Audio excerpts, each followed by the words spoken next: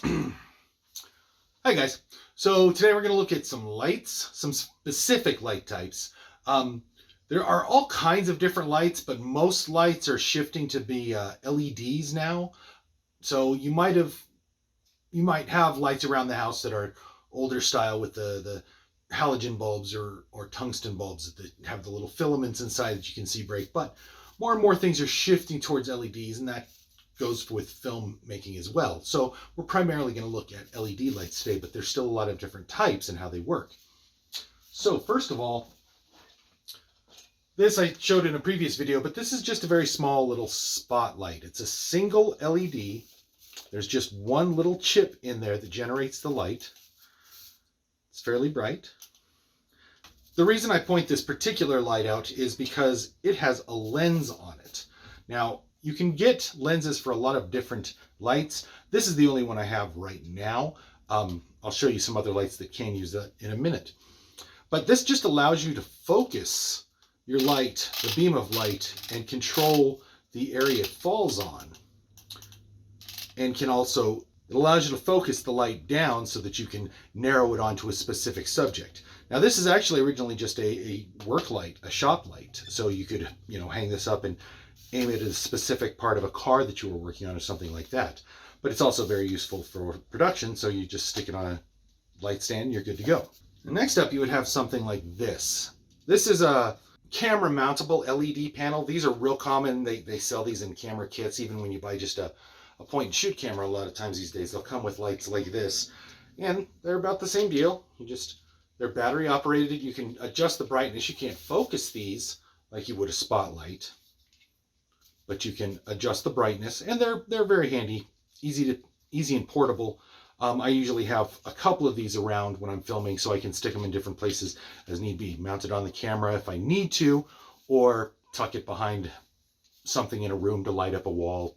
All kinds of stuff you can do with a little light panel like this. Moving up, you have a bigger light panel.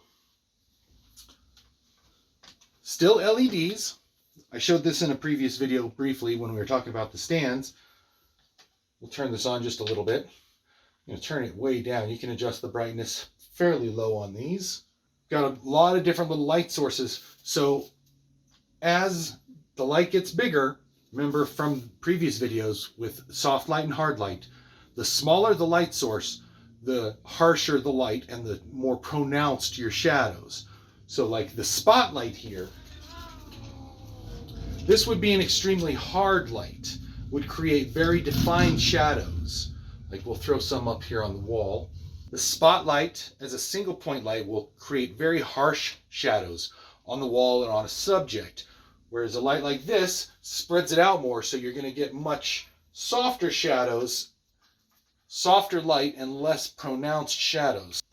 So to get a really nice, big, broad, soft light, you use one of these, which is called a soft box. So this looks like this really huge light source. It's almost the size of a window, and this is a fairly small soft box. This is something you would use to create more of a soft, pleasing look. This wouldn't be for like a super dramatic or scary scene, even though I've kind of got this harsh shadow here. Let me just try it again. All right, so this here is a soft box. This is what you would use to create a nice soft light on your subject, so you're not getting the really harsh shadows on your surface. Of course, I'm right up against it, so it's still going to be a bit more harsh than it would be on camera. Normally this would be further back and off camera. And it's actually only turned to half brightness right now. It can go up higher. Oops. But all this is are 4 light bulbs behind this diffusion. This is just a piece of kind of nylonish white fabric hanging in front of the light.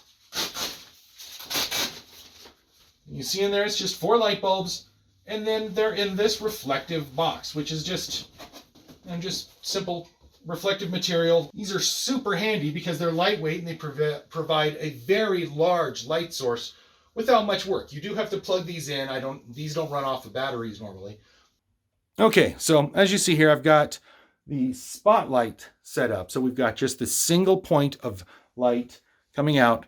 And I'm going to put my hand in front of it, and you see how really pronounced that shadow is. You can make the shadow puppets and whatnot. So that's just a single point of light. Here we have the light panel. So you see my shadow is still there, but it's definitely not nearly as pronounced, and it doesn't have those hard edges around it. That's important, is it doesn't have that super, you can't make shadow puppets like this. And then here we have the full softbox.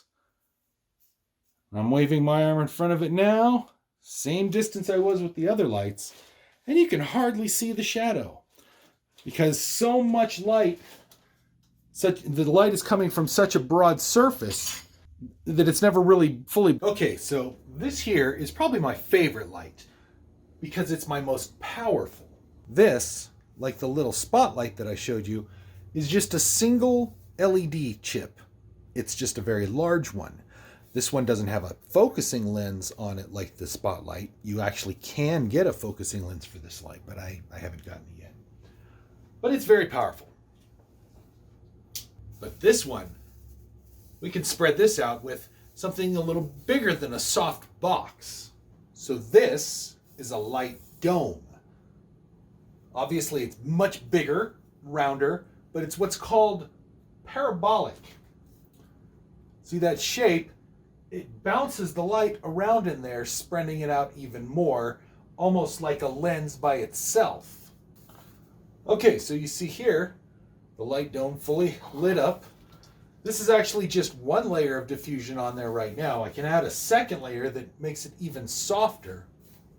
You can see how my camera is trying to compensate and darken for how super bright this light is. And it does look kind of harsh on my, creating a shadow on me right here because it's right up in my face. Just like with the other softbox earlier, this would normally be out of frame. But this provides a huge light source so you get very soft light over a large area. This is a great way to light up a whole room. Okay, so what I've added here is a grid to the front of the light. You can kind of see it in there as I turn it. It's basically a net that's about 1.5 inches deep of solid black fabric. So now you've still got a huge light source to create soft light. Turn it this way. But it also keeps it pointed straight forward to keep the thickness of this net keeps the light from going off on other angles and keeps it in more or less a straight tube, straight ahead of where you're trying to film.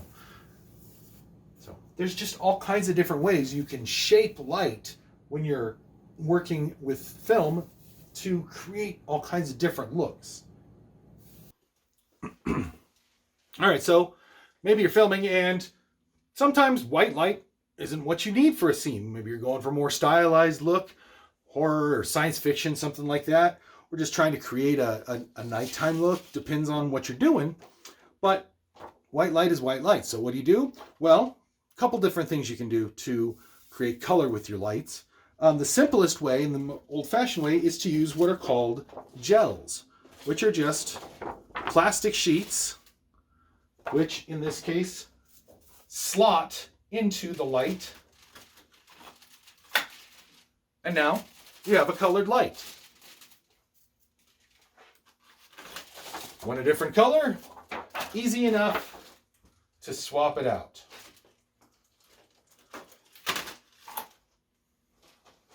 A bit of green. So this is just a pale green. You can get different shades of colors. I've got a whole booklet of different shades of gels that I can use, and I don't have hardly a fraction of what's available. So you can get a lot of different colors just like that. Some lights you can slot them in like that. Sometimes you clip them onto the barn doors. Just depends on what you're working with. This particular light is very handy that you can just drop these cards in there. Now, gels are very handy and fast, but technology is constantly improving. So now it's easier and easier to get what are called RGB lights, like this one here, which lets you just adjust the color on the fly using the controls either in the light itself or on, say, a phone app. That's real common for working with these lights these days. RGB stands for red, blue, and green. Those are the three different colors of light that you work with to mix together and create different shades of RGB light. So that's a quick overview of the different light types we've got. So we've got LED lights that are single point LEDs like this or the spotlight. We have LED panels like the small camera mountable one or the larger one with the barn doors that have an array of individual LED lights. You modify those lights for color using gels, the plastic sheets that you put over the light, or you can use RGB lights, the red, blue, green electronic lights, which are programmable to specific colors. So those are lights we covered today. I'll have a good one.